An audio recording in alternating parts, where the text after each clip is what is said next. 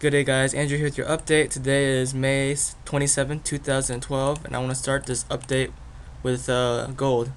I mentioned it several times in the past. The purple line that you see right here was the beginning of this long, gold run. And so it started in the middle of 2007, and up until now there was a breach. And what I mean by the breach was that it popped out of its channel line. And so gold right now, it's looking it's untradeable right now. So in the long term run, what could end up happening is that we're gonna see some heavy resistance at 1500, which should be around right here, where we can see a lot of congestion. And then if that can't hold, then it's very possible to see gold down to 1300. So it will probably be around right here. We have another layer of resistance right there.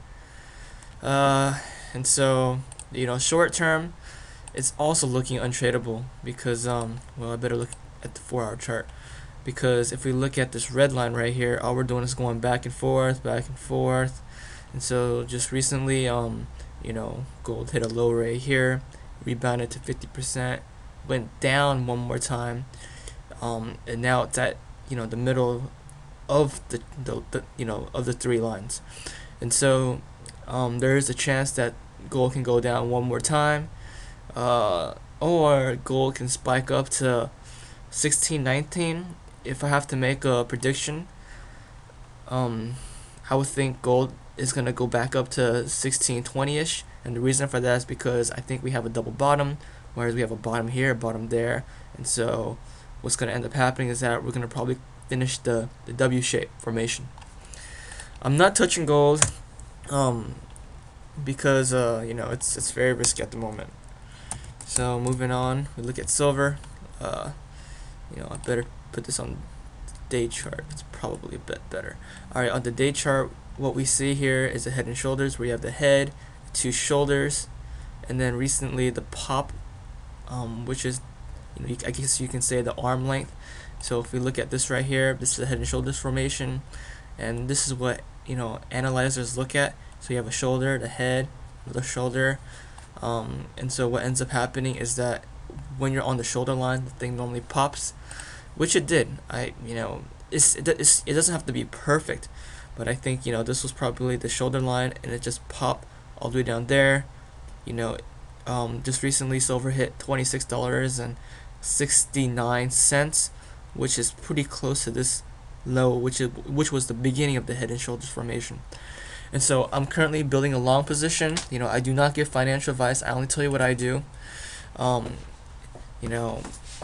so it's looking like it's a good opportunity to invest in silver.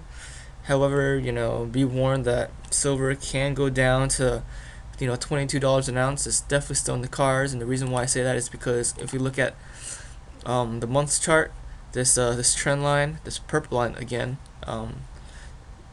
it looks like it's held up since in the middle of 2003, and it hasn't really breached until right here, at the end of 2010. And if you look at this, it was just the silver crowd pumping it up, manipulations of the market. And so when it breached this purple line, smart money would be getting out and selling short.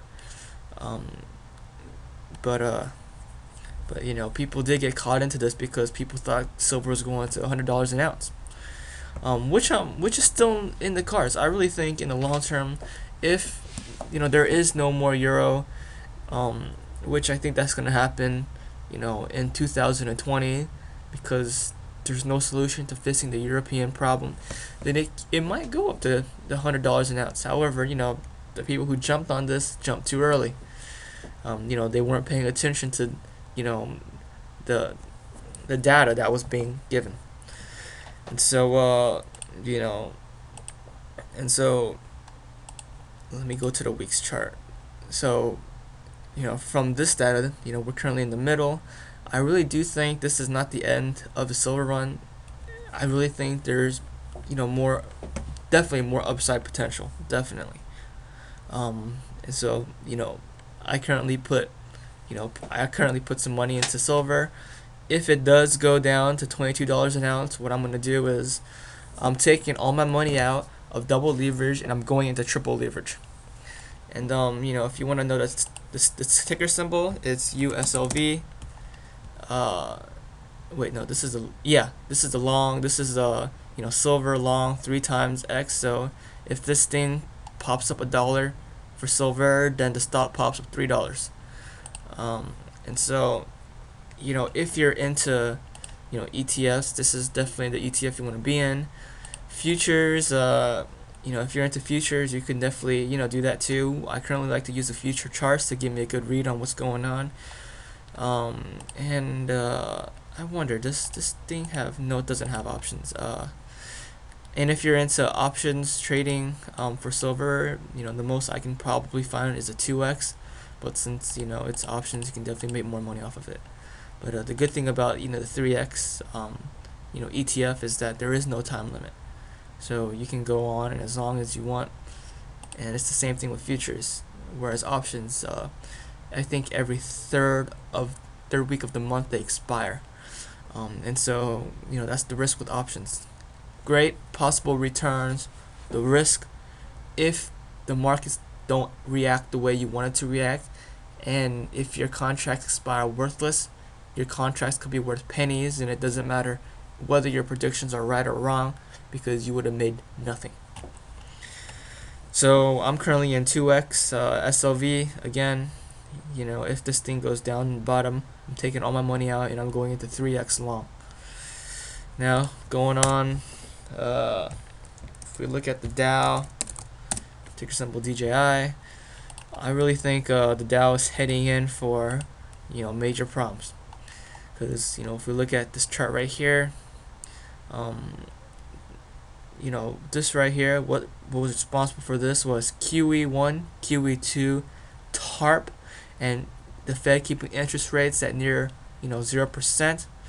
I would have thought the Dow would have gone much higher, because even with all that being pumped in, the Dow was only able to manage 13,336 as a top for the futures.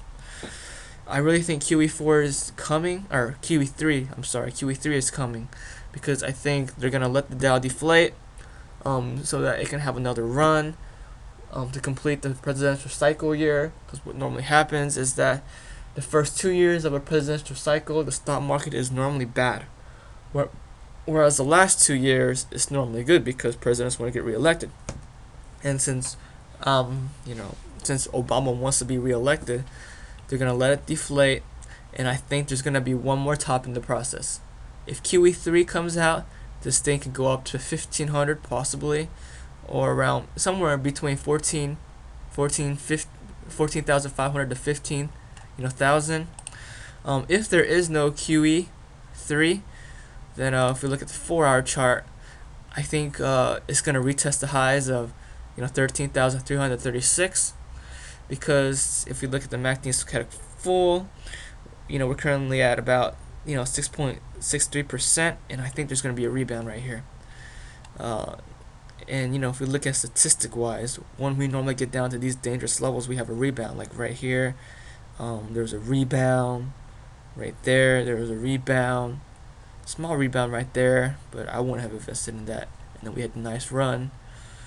And so this is looking like it's about to rebound, double top possibly, and then a crash following that afterwards. And so if we look at the months chart, we're in dangerous territories. We're currently at 85.89%. Last time we had this big crash, the Dow was trading at 14,000, and the MACD was showing signs of 98.17%. And so they intentionally did this so that they can get people suckered into the market, and when they got everybody suckered in, then they made this big crash happen. And so I really think people on Wall Street knew that this was coming, because the evidence, the data, the statistics was there. So normally when we get to these low levels or high levels, in this case high, there will be a crash followed by a rebound, because this was at close to like 0.89% rebound. So this very well is looking like dangerous territory. I'm not messing with this. If this thing does go up to about 93, 93% ish, then I'm going short. But I'm not going short yet because I think there's another top. Thank you for watching my videos. I'm not updating as regular as I should, and the reason for that is because I'm on break right now, and so please stay tuned. And if you see a post, please comment, or please tell me what you think. Thank you very much.